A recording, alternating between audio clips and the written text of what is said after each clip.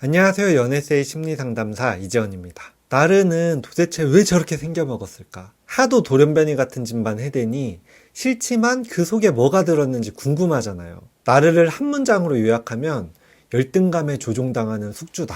나는 하잘것없는 존재 못난이야. 내 본 모습은 아무도 좋아하지 않을 거야. 내 존재는 부정당하고 결국 버려질 거야. 그러니 높은 자리와 힘을 가져야 한다. 내가 통제해야 돼. 통제 못하면 너무 불안해. 사람들을 이간질하고 그 사이에서 권력을 잡아야 돼. 억울함이든 괴로움이든 손해본 마음이든 뭐든 상대를 찝찝하게 엮어서 나에게서 못 벗어나게 만들어야 한다. 힘이 없으면 짓밟히는 거야. 그러니 먼저 짓밟자. 이거예요. 나르가 겉으론 잘난 체, 센 척, 있는 척, 대단한 척 하지만 열등감이라는 기생충에 조종당하는 숙주일 뿐입니다. 연가시에 조종당하는 사마귀와 같죠. 열등감. 사람이 성장하다가 어느 지점에서 성장이 멈춰버린 거예요. 강렬한 상처나 치명적 결핍 때문에 그 시점에서 멈추게 된 거지. 이런 멈춤은 누구나 겪는 거지만 나르는 진정한 방식으로 극복하려는 생각이 없기 때문에 성장 없이 영원히 그 자리에 머물게 돼요. 그러면서 그 열등감을 처리하기 위해 상대방에게 그 열등감이 있다고 죽을 때까지 우기며 삽니다. 나르 부모의 자녀로 오랜 시간 시달리며 살거나 나르 애인이나 배우자와 오래 살게 되면 나르가 우기는 그 열등감이 내 것인 것처럼 느껴지게 돼요. 시간이 지날수록 현실적인 능력도 다 박살나기 때문에 오래 엮일수록 나르가 우긴 그 부분이 진짜 열등해지기도 합니다. 나르는 결핍과 상처가 강렬하게 발생한 그 어린 상태에서 열등감에 가득 차 멈춰버린 아이예요. 나르를 겪어보셨으면 다들 아실 겁니다. 이게 나이를 몇 살 먹었든 절대 어른이 아니라는 거. 이렇게 푹 고아진 자기 열등감을 뭉치고 뭉쳐서 독가시를 만들어 남을 쿡쿡 찌르며 살아가. 열등감의 무서운 점은 이렇게 어느 선 이상으로 똘똘 뭉쳐지면 이 열등감의 안경으로만 세상과 사람을 보게 된다는 겁니다. 이 열등감의 안경으로 모든 것을 해석하다 보니 나르가 부모거나 애인, 배우자라면 뜬금없는 포인트에서 광분하고 비난하고 오해해서 사람을 잡들이하는 경우가 비일비재하다는 거지. 아무리 그런 뜻이 아니었다고 말해도 절대 받아들이지 않고 너는 분명 이런 의미로 나를 공격했다고 우기며 비난해. 다른 사람에게는 다른 안경이 있다는 걸 절대 이해 못해요. 나르는 열등감을 건강하게 극복하려 하질 않으니 긁히는 부분들이 엄청나게 많은데 이 수도 없는 열등감들이 지뢰로 작용해서 스치기만 해도 뜬금없이 폭발하고 악의를 품는 겁니다. 지분제로 폭발하는 건데 상대방이 일부러 자기를 공격했다고 받아들이는 거야. 한편으론 자기가 일부러 남들을 공격하고 긁어대기 때문에 상대방도 틀림없이 일부러 그랬다고 생각하는 거지. 이 생각이 절대 안 바뀌어. 예를 들어 A가 잘한 것을 칭찬했을 뿐인데 자기 있는 곳에서 칭찬했다고 일부러 사람들 앞에서 비교하며 자기를 깐 거라고 여긴다거나 항상 먼저 인사하던 사람이 어쩌다 인사를 안 하고 지나갔는데 일부러 자기 무시하고 기싸움하는 거라고 여긴다거나 다 이런 식이야. 왜 이렇게 해석하냐? 자기가 일부러 저러거든. 자기가 열등감 느끼고 긁히는 방식을 항상 남에게 적용하며 살고 있기 때문에 우연치 않게 타인의 행동이 지가 하던 행동이랑 비슷하면 저렇게밖에 해석을 못하는 거야. 남들이 나르가 저런 짓 할 때 너 이래서 그런 거지? 라고 속마음을 지적하면 아닌데? 라고 항상 거짓말로 부정하고 살았기 때문에 남들도 자기처럼 속마음을 숨기며 거짓말한다고 여기는 거지. 나르의 인생 목표. 나르를 조종하는 근본 열등감은 사람들은 나를 싫어할 거야. 나는 버림받을 거야. 사람들은 나를 원하지 않아. 나라는 존재를 귀찮아할 거야. 이런 존재에 대한 거절과 유기불안이에요. 이걸 감당할 수 없기 때문에 건강하게 극복하려는 생각도 없으니 상대방에게 이걸 느끼게 하기 위해 온갖 거짓과 곤모술수, 탓하기, 괴롭힘을 총동원하며 사는 거야. 좀 세게 말하면 이 유기불안, 열등감을 피하고 이걸 타인이 대신 느끼게 하기 위한 게 삶의 1순위 목표에 가깝달까? 주어진 일이나 무언가 건설적인 것을 제대로 해봐야지 보단 이 심리적 목표가 항상 1순위에 가까운 거지. 이런 짓으로 살아가니까 장기적으로 좋은 관계가 없어. 가짜 관계만 남거나 서로 이용하는 관계 혹은 노예화시킨 관계와 원수들밖에 안 남아.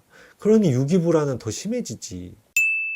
똥밭에서 사는 나르. 인간에게는 두 가지 현실이 있는데 객관적인 현실과 심리적인 현실이 있어요. 심리적인 현실이란 건 마음이 만들어낸 주관적인 현실을 말하는데 사람의 마음을 지배하는 것은 이 심리적인 현실입니다. 예를 들어 여러분이 올해 보너스로 1,000만 원 받았다고 해봐요.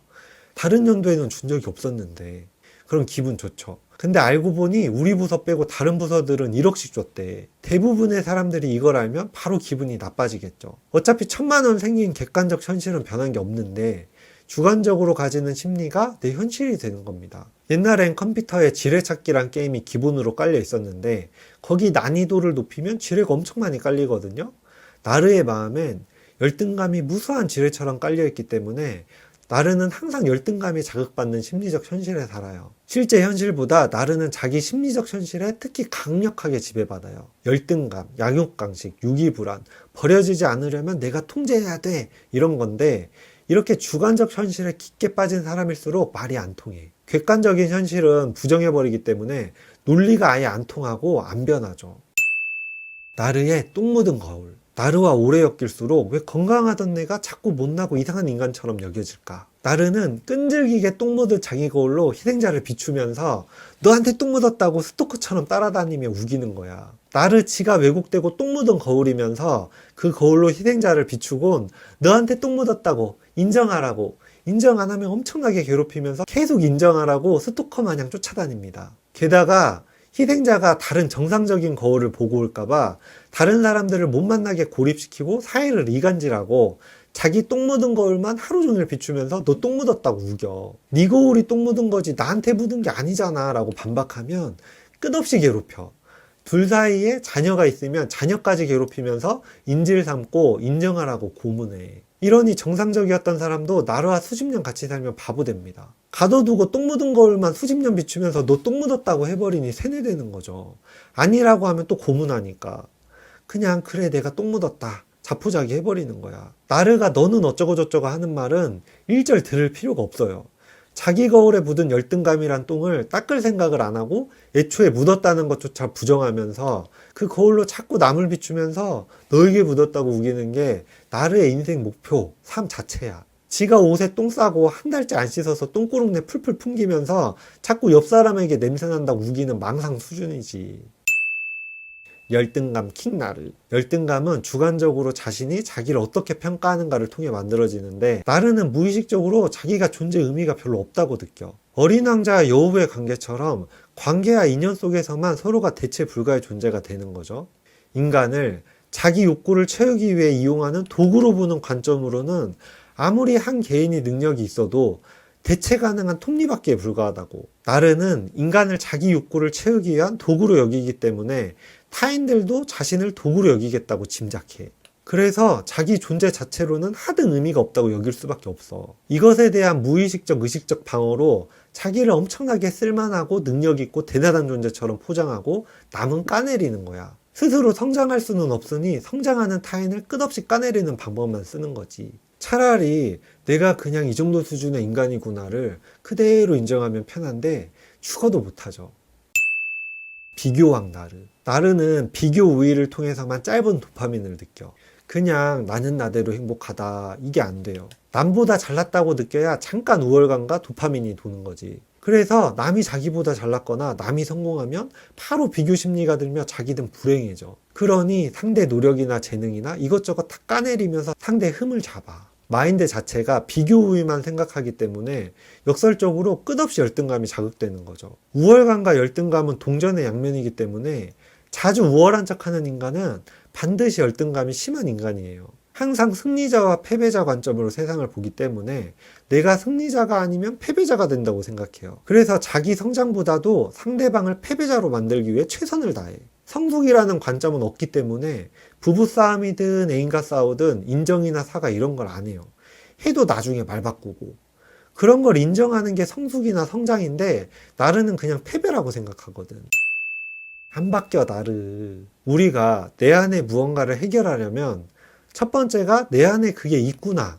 내가 그걸 가지고 있구나를 인정해야 내 안에 문제가 되니까 내가 손댈 수 있게 되잖아요. 마찬가지로 열등감을 해결하려면 기본이 내가 이런 열등감을 가지고 있구나를 인정하는 것에서 시작되는 거예요. 내게 아니라고 나한테 없다고 우기는데 나한테 없는 걸 어떻게 성장시키고 손댈 수 있겠냐고요. 나르는 나한테 열등감이 없다고 부정하기 때문에 시작 자체가 안 돼요. 그래서 답이 없는 거. 열등감의 본질은 열등감을 느끼는 그 부분에서 우월감을 느끼고 싶고 남의 부러움을 사고 싶다는 마음이 작용하는 건데 나르는 내가 이런 열등감이 있구나를 인정을 못하기 때문에 이 열등감을 회피하려고 남을 억누르고 내려치며 거짓된 우월감을 만들어내는 거. 자존감은 욕심분의 성공이다. 자존감은 욕심분의 성공이라는 공식이 있어요. 분모인 욕심을 줄이거나 성공을 증가시켜야 자존감이 올라가는 거지. 현실적인 자기 모습과 자기가 원하는 이상적인 모습의 차이가 클수록 열등감이 커집니다.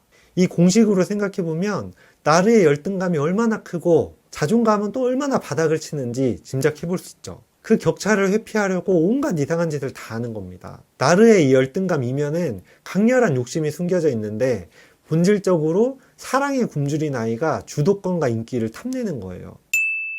나르의 의처증, 번외로 의처증도 열등감 때문에 생깁니다. 본질적으로 나 같은 인간을 타인이 사랑할 리가 없어 라는 굳건한 믿음이 있기 때문이에요. 내가 열등하고 못난 인간이라 상대는 반드시 날 떠날 것이라는 자기 믿음 때문에 불안한 건데, 이걸 인정 안 하기 위해 부득부득 상대방이 신뢰할 수 없는 부도덕한 배신자라고 덮어 씌우는 거. 그래서 아무리 팩트 기반 증거를 대면 아니라고 해도 절대 안 믿어. 자기 자신을 부정적으로 보는 심리적인 현실에서 살기 때문에 애인이나 배우자도 이런 자기를 사랑할 리가 없다고 굳게 믿는 게 의처증의 본질입니다. 하도 괴롭혀대고 나중에 울면서 제발 진짜라고 인정만 해라, 인정만 하면 넘어가 줄게 라고 꼬시기도 하는데, 이 말 믿고 바람 피지도 않았는데 그래 내가 그랬어 라고 인정하면 절대 안 돼요. 그 뒤는 완전 지옥입니다. 사람은 자기가 겪어야 하는 고통을 스스로 책임지고 극복해가며 성장하는 건데, 나르는 남을 총알바지 삼아 자기가 겪어야 하는 고통을 남 탓하고 회피해왔기 때문에 성장을 안 해요. 스스로 감당하는 순간 속빛 나무처럼 꺾일 걸 알기 때문에 죽기 살기로 남 탓을 해요. 그래서 나르 부모와 배우자는 영원히 나이만 먹은 애 상태에 머뭅니다. 심리적으로는 네가 나를 돌봐 라고 우기면서 나이 먹었으니 권리나 대우는 어른 대우해줘, 내가 어른인데 무시하냐?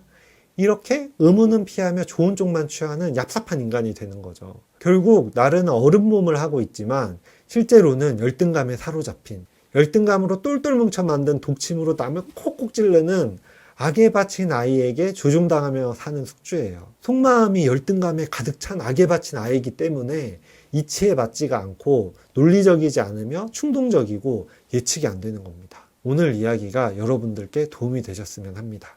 진심으로 응원합니다. 감사합니다.